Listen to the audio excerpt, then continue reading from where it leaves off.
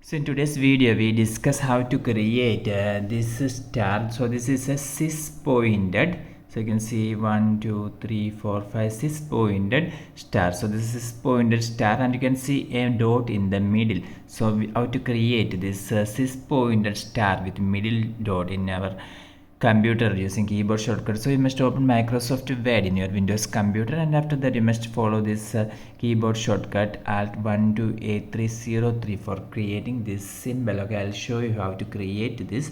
For doing this, you must first open the Microsoft Word in your Windows computer, then you go to your computer keyboard, and if your number lock is off, you must press this number lock. Now you can see that we have enabled the number lock. Now you can see this is the Alt key on the left side of the space bar. You must press and hold this Alt key. Don't remove your finger from this Alt key.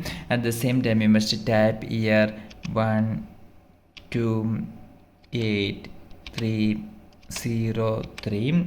After typing 1 2 8 3 0 3, you can release your finger from this Alt key, and you can see that this symbol have been alright. For more you can subscribe. Thank you.